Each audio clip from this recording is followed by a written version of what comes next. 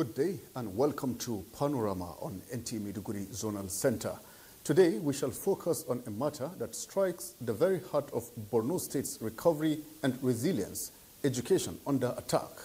Globally, September 9 is marked as the International Day to Protect Education from Attack, a United Nations initiative that highlights the right of every child to learn in safety. Yet, here in Borno, that right has been under relentless assault, from the burning of schools to the abduction of teachers and students, with the ideology of Boko Haram, meaning Western education is forbidden, leaving scars on classrooms and communities alike. Despite government's continued investment in rebuilding schools and restoring hope, insurgent attacks persist, threatening not only infrastructure, but the dreams of countless children. On today's program, we shall examine what this observance means for Borno, the challenges still facing schools, and the strategies required to secure education as the backbone of a more peaceful and prosperous future. I am Abubakar Musa. Thank you for joining us.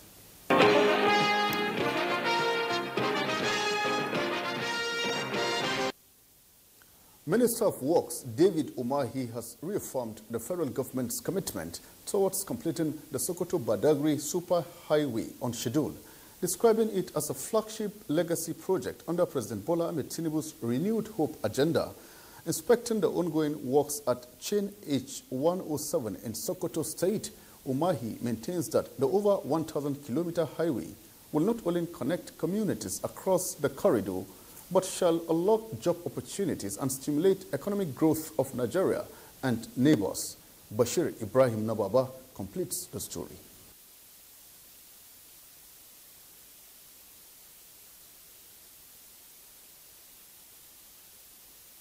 Works David Umahi is at the site just a day after a similar visit by the Minister of State for Works, Bello Muhammad Gwarinyu, underscoring the federal government's unwavering commitment to the project's completion within the stipulated time frame. The Northwest is living up to, the promises of Mr. President. Umahi reiterated President Bola Ahmed Tinubu's vision to ensure equitable distribution of the nation's developmental projects, stressing that the superhighway is a key part of that mission. We've appealed to high-tech, please, no adjustment of price. Look at it a lump sum, but go ahead and keep the quality and the integrity of the project. The minister maintains that government has fully invested in the project and will be completed without delay.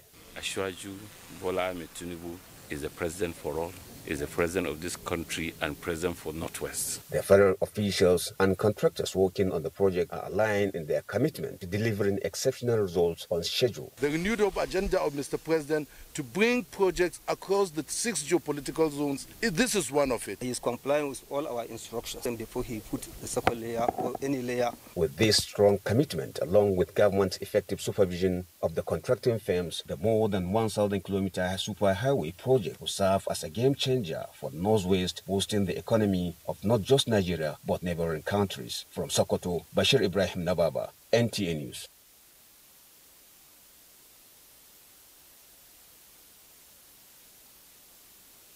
Men and women, Abuja-Kaduna rail route for economic activities. Ladi Bala will now give us the latest details. Any sources leave behind varying degrees of impact. However, deliberate and proactive steps taken to prevent reoccurrence with a human-face approach make the difference. These underscore the sustained effort of stakeholders in restoring damaged tracks along Abuja-Kaduna routes. The concrete slippers already, so it's just for us now to connect the rails and also insert the fish plates to connect at both ends. They are doing very well and we've achieved a lot, and I'm really impressed with the kind of work they are doing. The level of the work is okay. There is no problem because the way we handle it right from the beginning up to this extent is very good. The mobilization of critical stakeholders machines and technical personnel for the evacuation of coaches and locomotives, and now the almost completion of repairs to the damaged tracks demonstrates the commitment and determination of the Nigerian Railway Corporation to restore Nigerians' hope in the sector. Specifically, laying of the track, that is to assure fitness for traffic at the site here, is 90% completed. So the other 10% we can do in the next week. For us, we will have declared the line fit for operations. By the time we would have checked the line for this safety audit we're talking about. The site shows no sign of train derailment, only relentless workers laying sleepers, rails and related materials, as well as unheard echo of hope of restoration of train services lingering in the air. From the Kaduna-Abuja train derailment scene, Ladibala, NTA News. Energy now. The Nigerian Upstream Petroleum Regulatory Commission, NUPRC, has successfully overseen the conversion of Petroleum Prospecting License, PPL 202, to Petroleum Mining Lease, PML 66. An achievement the Commission's Chief Executive, Benga Komolafi, believes reinforces Nigeria's standing as a prime destination for both local and international oil and gas investors. Lydia Sampson will now tell us more. This symbolic action of putting pen to paper seals the deal, a milestone that not only signifies the successful transition of a key asset, but also highlights the transformative potential of the petroleum industry at 2021. This milestone achievement follows the successful commercial discovery of hydrocarbons in the field and the subsequent conversion of the asset in accordance with Section 81, Subsection 1 of the Petroleum Industry Act. He urged the holders of the Petroleum Mining Lease 66 to maintain their positive momentum and ensure that the benefits of this development extend beyond corporate boardrooms to the Nigerian people. In Abuja, Lydia Sampson, NTA News. Now, Kano State Government will take full responsibility for the medical and educational needs of conjoined twins recently separated through a surgical procedure in the Kingdom of Saudi Arabia. Governor Abba Kabir Yusuf made the announcement while receiving the twins and their parents at the Malam Aminu Kano International Airport. Abdullahi Mustafa has more details. Born 3 years ago in Kano, Hassana and Husseina were conjoined at the chest, sharing vital organs in the lower abdomen, pelvis, lower spine and spinal nerves, a rare and complex condition requiring a highly delicate surgical procedure. Following the directive of King Salman bin Abdulaziz, the twins were flown to Saudi Arabia in October 2023. There, a team of 38 medical specialists successfully carried out the separation surgery at the King Abdullah Specialist Children's Hospital in Riyadh. Nearly 23 months after their departure, Governor Abba Kabir Yusuf and the Consul General of the Kingdom of Saudi Arabia in Kano welcomed the now separated twins and their parents back home. On behalf of the good people of Kano State, I seize this opportunity to most humbly thank His Majesty, the King of Saudi Arabia, as well as the Consul General. In an emotion-laden moment, the parents expressed gratitude to the Saudi monarch and the Kano State government for making the life-saving surgery possible. In Kano, Abdullah Mustafa, NTA News. This is Panorama on the Nigerian Television Authority. Let's take a break here to bring you more stories shortly.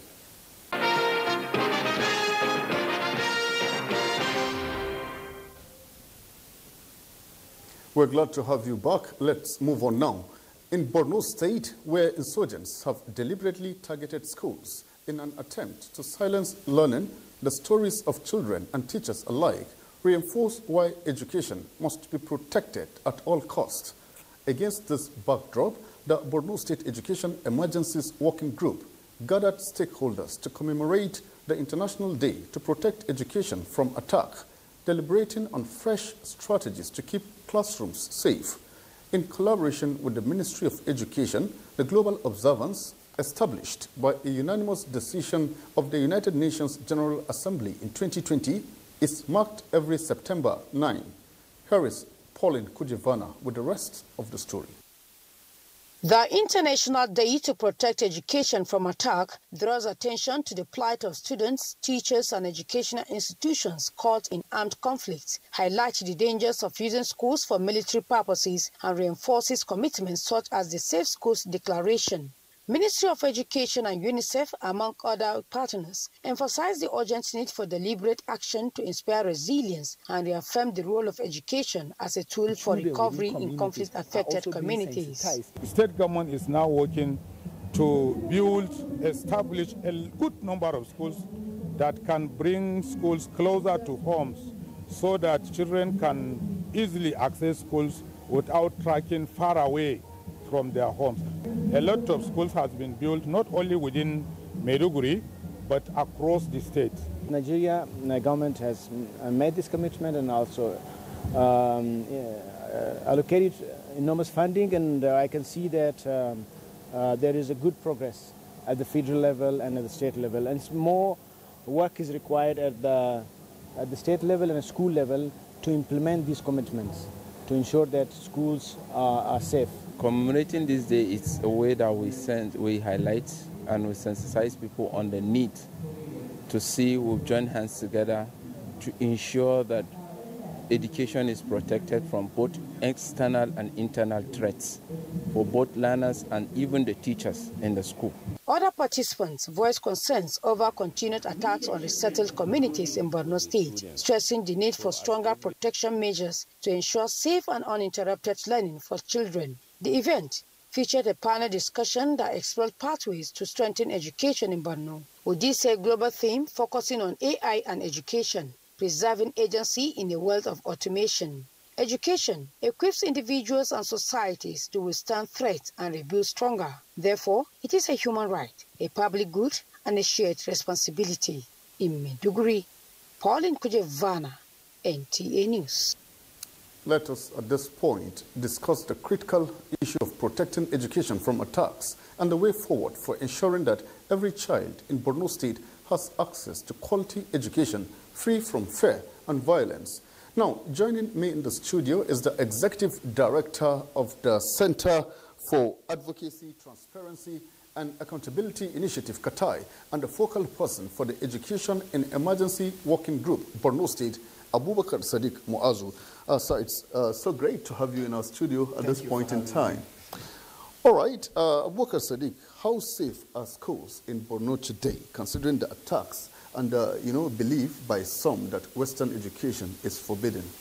Well, I think one key thing that we need to look at is to look at the background in terms of how this decade of insurgency have impacted on the life of people as well as education across the entire Bay State, not just Borno State.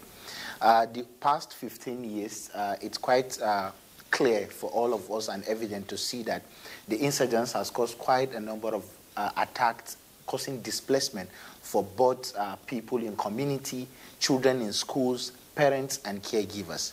This has impacted significantly to the extent that learners have limited access to platform of learning, which has bring a major setback in having quality access to education. But within all of these key time and moments, stakeholders have come together, both from the military, civil defense, police, as well as community people, to part a way or chart a way forward in seeing that quality education is being provided to conflict-affected children, even in the moment that the ravage insurgency is being affecting a lot of people. So all of these key things are things that if you look at it, you will see that there is a significant progress that has been achieved in making children back to school, particularly in places that are resettling now.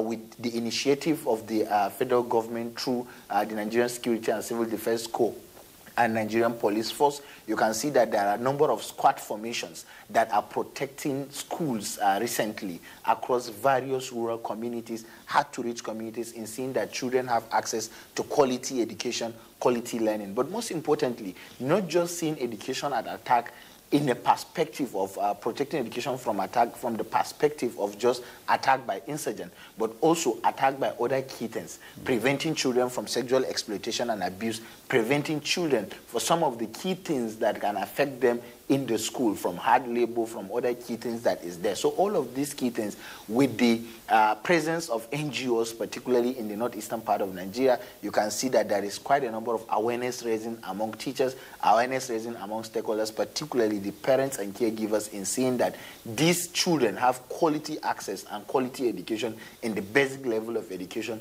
without facing the fear of being abducted, fear of being kidnapped, or even fear of facing other key challenges. So in details, all of these key things, government have been doing a lot. Stakeholders, particularly from the NGO platforms and other key things, have been doing a lot in investing to seeing that children have access to quality education.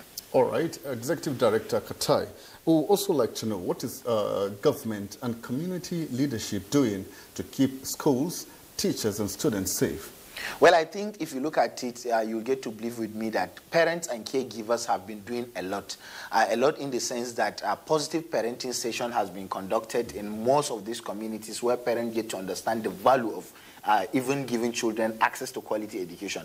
And government from their own part have been doing a lot of investment in reconstruction, rehabilitation and resettlements of these people back to their community, also taking education as major priority. But most importantly, a lot needs to be done by the government in terms of investing much more resources. So this investment by the government is one particular thing that need to be intensified, need to be increased in seeing that allocation for security in those schools, but in seeing that issues around the safety of these children by investing to the security agencies, security formation, in getting the gadget necessary to detect or even notice attacks as it's about to happen. Before it even happened is one major important thing that government need to invest a lot. But communities have been working closely. Traditional rulers, particularly religious leaders, have been doing a lot in sensitizing the community people, not just for them to take their children to school, but also to believe in the process, in seeing that education is the way forward, in addressing even the causes of conflict and insurgency. Because when you get these children young, you get to avoid the aspect of filtration, the aspect of indoctrination by people that are coming with other mindset, or people that are coming with the group of conflict to the community. So all of these key things are things that in general, if you look at it, communities have been doing a lot in sensitization, government have been doing a lot in investing resources. But more need to be done by the government in providing the resources, in making releases, allocation. It's not just about budgetary allocation, but the releases and performance of the budget matters in seeing that children have access to quality education. All right, Abubakar Sadiq, apart from, rebuilding schools and ongoing interventions, what lasting solutions do you think can help parents and children have trust and confidence in education again? Well, I think at this moment that we found ourselves in this insurgency, more need to be done in investment in vocational training centers. Some of these children that have been affected as a result of this insurgency left their community since when they are in their tender age. Now that they are returning back, they are coming at an age where they cannot even be mainstream into primary education or junior secondary school education. They have to be in other component of education for them to have access to quality lessons and learning, and also have the knowledge of literacy and numeracy. So governments and stakeholders need to invest in vocational training where these children can have access to livelihood opportunities at their adolescent age, when they are about to be mainstream into maybe even if it is schools that has to do with adult education that will be provided to them. They have access to all of these key platforms and lessons and learning. So most importantly, a lot need to be invested, a livelihood component by supporting both the parent and caregivers, so as for them to have a little bit of livelihood that will support them in even taking care of hidden fees. In Nigeria, when we talk of education is free, you get to see that there are quite a number of issues around hidden fees that has to do with levies, that has to do with PTA and other key things that are hidden charges. All of these key things caregivers and parents in communities need to have initiatives that will support their livelihood to meet up with those expectations. And the children that have been affected as a result of insurgency and bouncing back to their community now need to have vocational training centers. I have to commend some of the state government coming up with all of these vocational training centers, but more need to be done in terms of the sustainability of this initiative and in terms of seeing that this key thing is being taken forward, not just within aspiration of government, but as a policy direction that will be sustainable even after the administration of those government that are taking charges. That's a good one. Now, how can government, communities, and international partners work better, together to protect learning in Borno? Well, I think this is one key thing. Coordination, partnership is key. When we partner together, it gives an opportunity for us to see that at the end of the day, children have access to quality education. Stakeholders need to be coordinated. Stakeholders need to partner in seeing that NGOs, UN agencies, civil society organizations that are investing billions of naira in the education service delivery need to work closely with the government to fill in the gap. Where government is doing something, investment should go to other areas. So these are key things where stakeholders need to be coordinated, stakeholders need to partner so as to see that all of this issue is being addressed. So it is a time for reflection, it is a time for seeing how best coordination and partnership need to be there for these children to have access to quality education. All right. Now, what message do you have for parents and children who are, still skeptical but believe education is their future? Well, I believe education is the future. Both me and you can't be here without having access to quality education. We are becoming role models to a lot of children out there, and parents need to understand that they need to provide that platform for these children to have access to quality education. But more need to be done by government to invest resources in educational sector, to invest resources in seeing that children have access to quality education. All right. At this point, we must say a very big thank you to Abubakar Sadiq Muazu. He is the Executive Director of Center for Advocacy, Transparency and Accountability Initiative, Qatar, a non-governmental organization. Thank you once again for being part of Panorama today. Thank you for having me. All is set for the highly anticipated Manchester derby as Neighbour City and United clash in a Super Sunday showdown. Both sides looking to find rhythm at the start of the new season. For more details of this, let's now join Suleiman Musa. Nigeria's Israel Okon and Kayinsola Ajayi have booked their places in the men's 100-meter semi-finals at the World Athletics Championship in Tokyo, Japan, competing in his first senior global outing. Okon impressed with a 10.04 run to win his heat, finishing ahead of Britain's Zainel Hooks at 10.06 and Olympic champion Marcel Jacobs of Italy in 10.20s. Ajayi meanwhile clocked a lifetime best of 9.88, also his fastest time of the season, narrowly missing Olusoji Fasuba's national record by just 0.02s. He placed second in his heat, a mere 0.01s, behind South Africa's Gift Lela, who crossed the line in 9.87s. To football, match day 4 of the Nigeria Premier Football League promises fireworks with 9 fixtures scheduled across various centers. Defending champions Remo Stars face a tough test away to Plateau United, while Abia Warriors welcome Katsina United. Kano Pillars square off against Rangers, and Warri Wolves host Kwara United. Bayelsa United entertain Eyimba in a high-profile clash. Rivers United battle Shooting Stars, and Nasarawa United host Wiki Tourist at the Lafia City Stadium. Meanwhile, Saturday's lone fixture saw Bendel Insurance edge Nigeria Tornadoes 1-0 on home turf. Still on football, Manchester City and Manchester United will renew their rivalry later today in a Super Sunday clash that could reshape the fortunes of both struggling sides on match day 4. City have managed just 3 points from their opening 3 games, while United sit slightly better with 4 points. Defending champions Liverpool are also in action, travelling to face Burnley. In Saturday's results, Arsenal produced a dominant display at the Emirates, sweeping aside Nottingham Forest 3-0 to hand New Forest boss Ange Postecoglou a tough debut. Bournemouth edged Brighton 2-1, while Newcastle secured narrow 1-0 home win over Wolves. In another result, Tottenham brushed aside West Ham 3-0, and Chelsea were held to a thrilling 2-2 draw by Brentford. With sports update, Suleiman Musa, NTA News. And that's Panorama today from NTA Maiduguri Network Center. From myself, Abubakar Musa, and the whole team is goodbye and see you next time.